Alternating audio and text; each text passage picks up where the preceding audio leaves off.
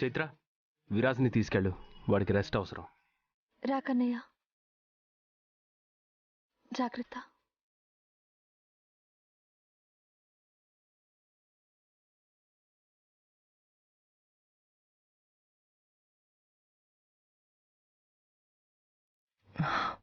ఒరే ఆనంద్, వాడిష్ట ప్రకారమే చేద్దాంరా. అలాగే అమ్మా. పెద్దోడా, నువ్వు చేయాల్సిన పనులు వెంటనే చేసేసి. అలాగే బామ్మ. గోమతి, రేపటి పనులన్నీ చూసుకోవాలి, పదమ్మా. సరే అత్తయ్య గారు. వసేవ్, రేపెలాగైనా జరిగే శుభకార్యం బాగా జరగాలి. అందరూ తలా ఒక పని అందుకోండి. తప్పకుండా బామ్మగారు.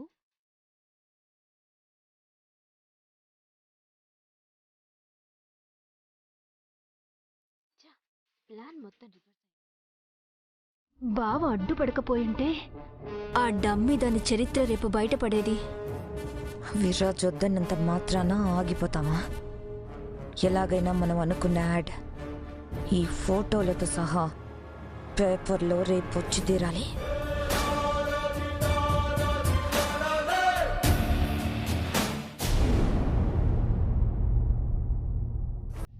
కూర్చో కన్నయ్య. లే చైత్ర, నేను నీతో మాట్లాడాలి. నాతో మాట్లాడాలా? ఏం మాట్లాడాలి? అడగకుండానే నా జీవితంలోకి వచ్చావు,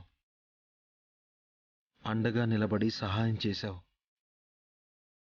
ఇంత చేసిన నీకు ఏమిచ్చినా, ఎలా కృతజ్ఞత చూపించినా అది తక్కువే. కన్నయ్య, మన మధ్య కొత్తగా ఇవ్వడము, కృతజ్ఞతలు చెప్పుకోవడం ఏంటి? ఇప్పుడు ఇవన్నీ ఎందుకు? లేదు, ఇప్పుడే మాట్లాడాలి. ఇప్పుడే నీకు అన్నీ చెప్పాలి. లేకపోతే తర్వాత దోషిలా నేను నిలబడాలి. ఒక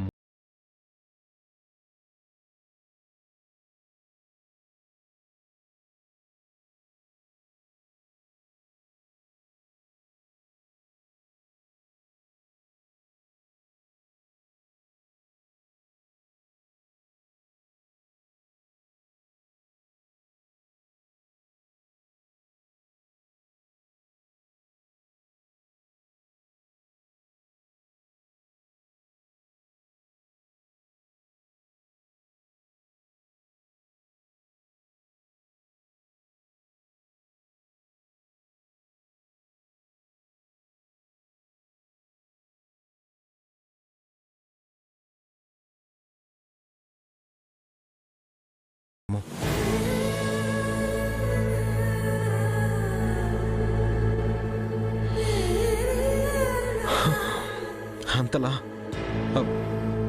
ఎగ్జాక్ట్లీ నా చైత్ర నా కోసం ఏదైతే చేస్తుందో అదే నువ్వు చేస్తున్నావు.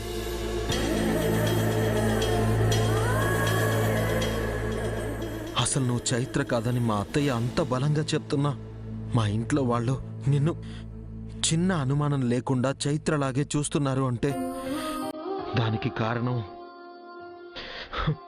నువ్వు 100% చైత్రలాగానే బిహేవ్ చేస్తున్నావు.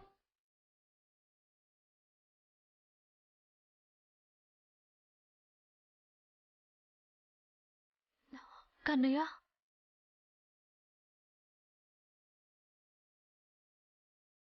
నేను చైత్రని అనుసరించాను, చైత్రని అనుకరించానో నాకు తెలియదు. కానీ నేను ఇలా చేస్తున్నాను అంటే నిన్ను గెలిపించడానికే.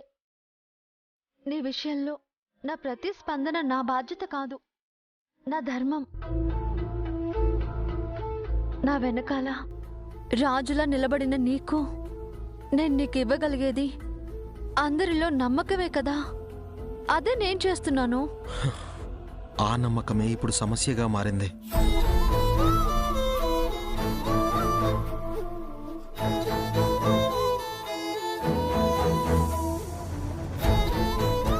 ఏంట సమస్య? నువ్వు నాపై చూపిస్తున్న అభిమానం ఇంట్లో వాళ్ళకి ప్రేమగా కనిపిస్తుంది. నువ్వు చేస్తున్న ఈ సాయం వాళ్ళకి జన్మ జన్మలా విడిపోలేని భార్యాభర్తల అనురాగంలా అనిపిస్తుంది.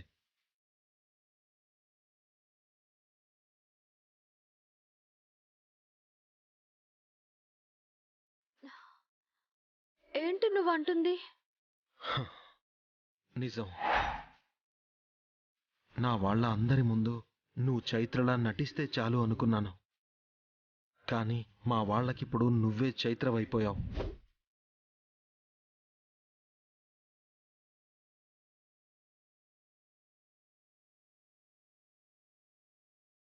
కొన్ని పరిచయాలు గొడవలతో మొదలై స్నేహంగా మారి ప్రేమగా రూపాంతరం చెంది చివరికి ఒక బంధంగా మిగిలిపోతుంది.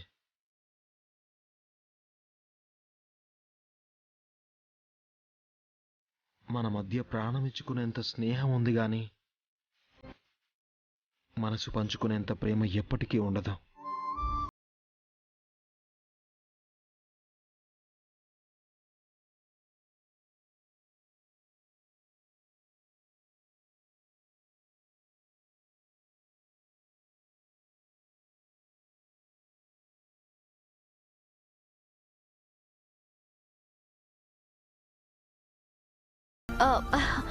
నీకు తెలుసు కదా, నేనేదో ఆశపడేదాన్ని కాదు, చేసిన సహాయానికి ఆశించేదాన్ని కాదు. కానీ నాకే తెలియకుండా నేనేమైనా పరిధి దాటి ప్రవర్తించానా? నువ్వు ఏ తప్పు చేయలేదు, చెయ్యవని కూడా నాకు తెలుసు. తప్పంతా పరిస్థితులది. ఆ పరిస్థితులు ఎక్కడి వరకు తీసుకెళ్తాయో అనే నా భయం.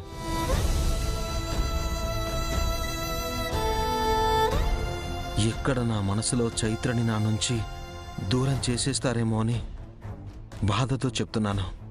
నిన్ను, నీ చైత్రని ప్రపంచంలో ఎవ్వరూ విడదీయలేరు.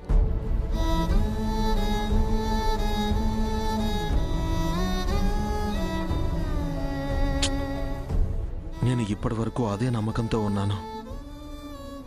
కానీ మా వాళ్ళు సంకల్పించినట్టు, ఆ కాలం నిర్దేశించినట్టు ఒకవేళ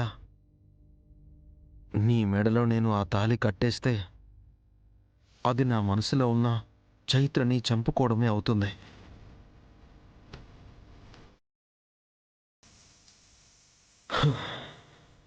అలాంటి పరిస్థితే వస్తే నా ప్రేమకి అర్థం ఉండదు, ఈ ఊపిరికి విలువ ఉండదు, బ్రతికున్న జీవోత్సవమైపోతాను.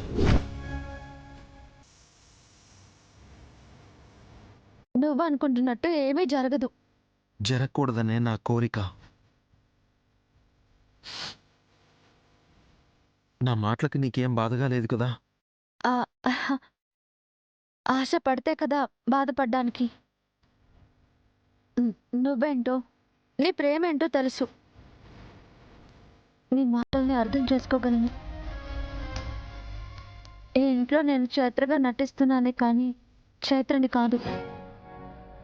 ఏ నిజం మీ వాళ్ళకి ఎప్పుడు తెలిసినా సరే నా పరిధిలో నేనుంటా.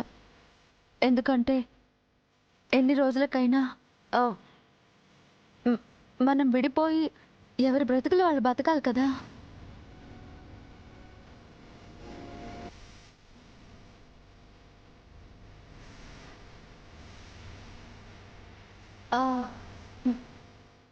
నువ్వు పెళ్ళాపడానికి ఏ నిర్ణయం తీసుకున్నా నేను కట్టుబడి ఉంటాను. ఈ పెళ్లి ఆపడానికి ఏం చేయాలో ఎలాంటి ఆలోచన నా దగ్గర లేదు.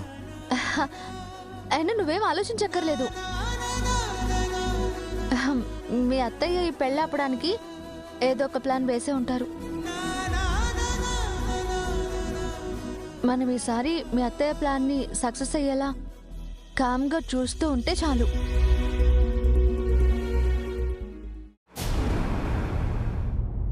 ఈరోజు ఎలాగైనా నీ గుట్టు బయటపడుతుంది. లయా, ఈ ఫోటోలు తీసుకుని వెళ్ళి రేపన్నీ న్యూస్ పేపర్లో రాక్ స్టార్ విరాజ్కి చైత్రకి వివాహ సందర్భంగా శుభాకాంక్షలనే ప్రకటన ఇవ్వాలి. అప్పుడు నేనే ప్రకటనిచ్చానని అందరికీ తెలిసి నన్ను తిడతారు. ప్రకటనిచ్చింది నువ్వేనని అక్కడ రాయించొద్దు. విషయం ఎవరు చెప్తున్నారో తెలియకుండా పేపర్ వాళ్ళు యాడ్ ఎలా తీసుకుంటారు? అన్ని డీటెయిల్స్ ఇవ్వాలి కదా. ఓ పంచే, విరాజ్ డై హార్ట్ ఫ్యాన్ ఎవరో యాడ్ ఇచ్చినట్టు రాయించు. అలా రాయిస్తే మన మీద నిజంగానే అనుమానం రాదు మమ్మీ.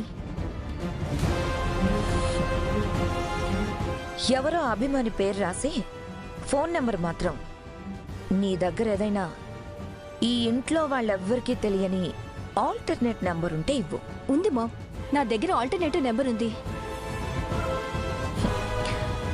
ఆ నెంబర్ ఇస్తే ఆ డమ్మీ దాని గురించి తెలిసినవాడు ఎవడో ఒక్కడు మనకి ఫోన్ చేస్తాడు.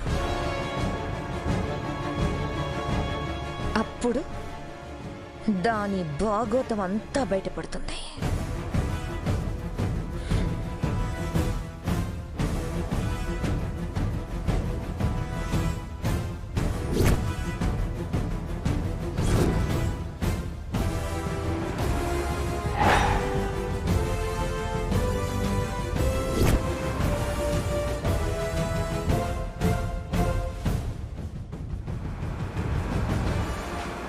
రేయ్!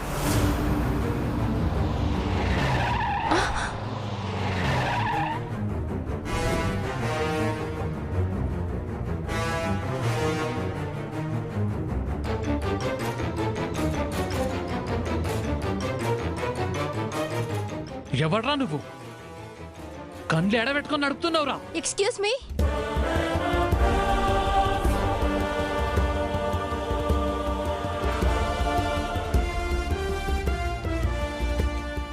సారీ అండి.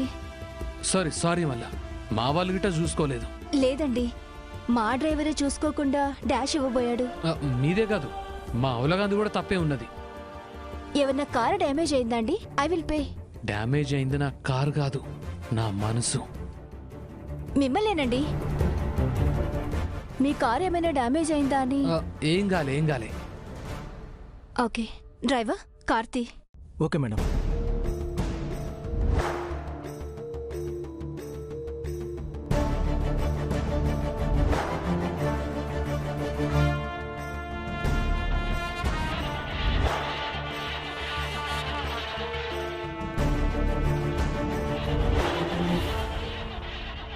ఏం కార్ స్టార్ట్ అవుతలేదా? అవును సార్. పోనీ మీరు గిట్ లైట్కి పోవాలని చెప్పండి, డ్రాప్ చేస్తా. మీకెందుకండి అనవసరమైన trouble? I will book a cab. దీంట్లో ట్రబుల్ ఏమున్నది? నాకే ఇబ్బంది లేదు. మీరు ఏడ డ్రాప్ చేయమంటే ఆడ డ్రాప్ చేస్తా. అయినా మీ కార్లో మీ వాళ్ళు ఉన్నారు కదండి. వాళ్ళు ఇన్నే దిగిపోతారులేండి, వాళ్ళకి ఇక్కడ పనున్నది. ఓ రండి మేడం.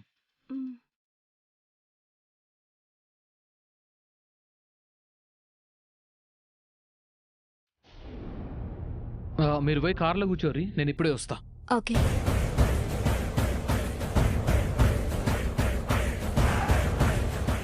అన్నా, ఆలదే తప్పన్నా.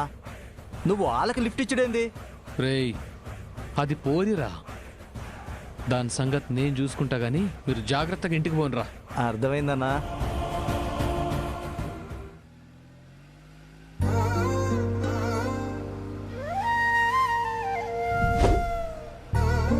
చెప్పండి, ఎటు పోవాలి?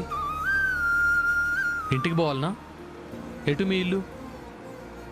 ఇంటికి కాదు, పేపర్ యాడ్ ఇచ్చి ఆఫీస్కి వెళ్ళాలి. పేపర్ ఆఫీసా? దేనికి? ఒక చిన్న యాడ్ ఇవ్వడం కోసం. ప్రకటననా? మీ పెళ్లికి వరుడి కోసం ప్రకటన ఇస్తురా? కాదు మరి ఆగాల్సిన పెళ్లి గురించి యాడ్ ఇస్తున్నా.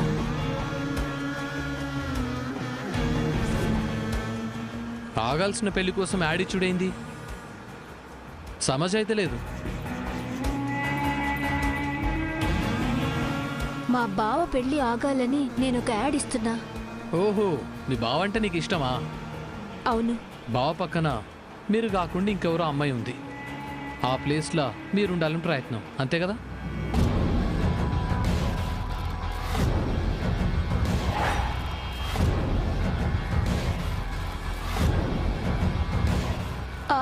ఇక్కడ ఆపండి. అప్పుడే వచ్చేసిందా మీ office? Thank you so much, lift ఇచ్చి హెల్ప్ చేసినందుకు. గదేముంది, చిన్న సాయమే కదా. మీ పేరేంటి? Randev Patel. Oh, nice meeting you. Bye. Bye.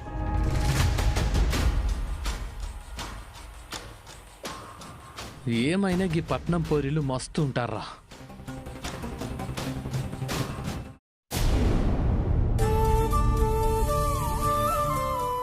పెద్దోడా, పూలదండలు మంచివి, ఫ్రెష్గా ఉండేటివి తీసుకోండి. అలాగే బామ్మ. ఒరే ఆ తోరణాలకి మామిడాకులు కూడా కావాలి. గుర్తుందమ్మా, నేను తెప్పిస్తాను. హాయ్ బామ్మగారు. హాయ్ అత్తయ్య. హాయ్ ఆనంద్ గారు. హాయ్ మహి. రామ్మ కోడలు పిల్ల.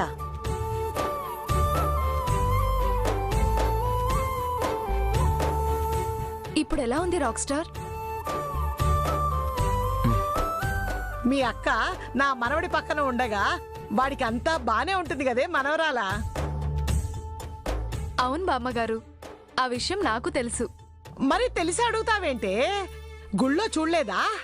మా చిన్నోడికి దగ్గరగా వచ్చిన చావుని చెంప చెళ్ళు మనిపించి మరీ పంపించింది.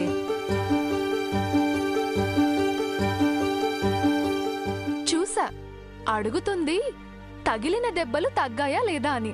వాటిని కూడా 4 రోజుల్లో తగ్గిచ్చేస్తుందే నా మనవరాలు.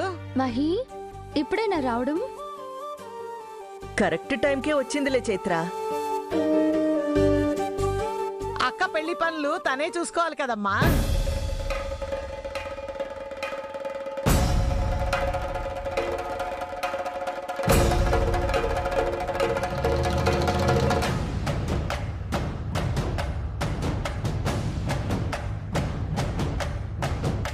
పెళ్లి పనులా? ఏంటి మర్చిపోయావా? రేపు మీ అక్క పెళ్లి రోజు.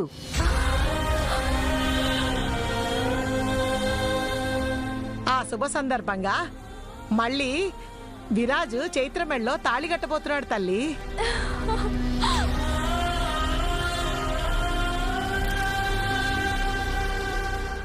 పెళ్లి జరిగిన రోజున మళ్ళీ పెళ్లి చేసుకునే అవకాశం విరాజ్కి వచ్చింది. Congrats rock star. కంగ్రాట్స్ అక్క. మొత్తానికి రాక్ స్టార్ మళ్ళీ పెళ్లి ఒప్పుకున్నాడు బామ్మగారు. ఇప్పుడు అనుకోవడం ఏమిటే మనవరాలా? సంవత్సరం క్రితం మనందరి కళ్ళు కప్పి 3 ముళ్ళు వేశాడు కదా మీ అక్క మెళ్ళో.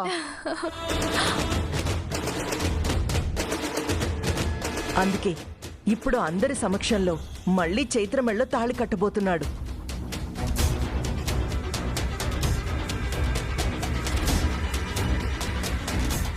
రాక్ స్టార్, మా అక్కకి మళ్ళీ అంతటి అదృష్టాన్ని ఇస్తున్నావా?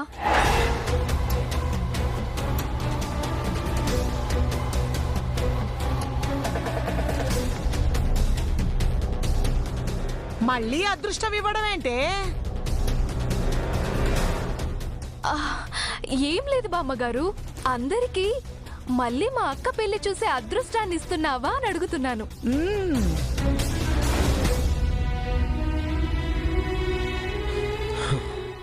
మహి, నీకన్నీ తెలుసు కదా, చైత్రే నా జీవితం. తెలుసు బావా, కానీ రేపటి నుంచి మా అక్కతో మళ్ళీ కొత్త జీవితం మొదలు పెట్టొచ్చు కదా. మహి చెప్పింది నిజం. ఇప్పటి వరకు జరిగింది మర్చిపోయి రేపటి నుంచి చైత్రతో న్యూ లైఫ్ని స్టార్ట్ చేయొచ్చు కదా. చాలా మంచి పని చేస్తున్నారు మీరు. నాకు చాలా హ్యాపీగా ఉంది.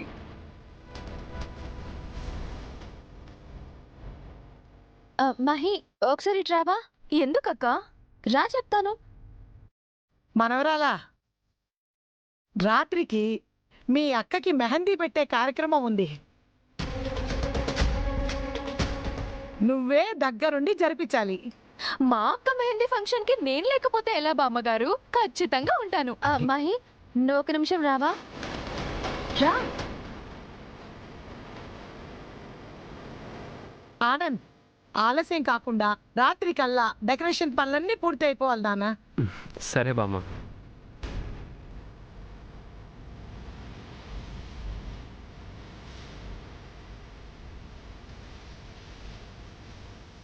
మహి, నువ్వు అలా మాట్లాడితే మీ బావ ఇబ్బంది పడతారు.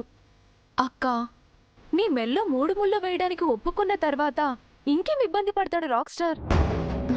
మహి, ఈ ఇంట్లో వాళ్ళ కోసమే నన్ను చైత్ర స్థానంలో అంగీకరించారని నీకు తెలీదా? తెలుసక్క. తెలిస్తే నువ్వు అనే మాటలు మీ బావకి నచ్చావని నీకు అర్థం అవ్వాలి కదా. చైత్ర ఆయన జీవితం. చైత్ర ఆయన ప్రాణం. తన మనసులో చైత్ర స్థానాన్ని అలాగే ఉండనిద్దాం మహి. అక్క, రాక్ స్టార్ ఇబ్బంది గురించి కాసేపు పక్కన పెట్టు. ఈ విషయంలో నీ మనసు ఏం చెప్తుంది?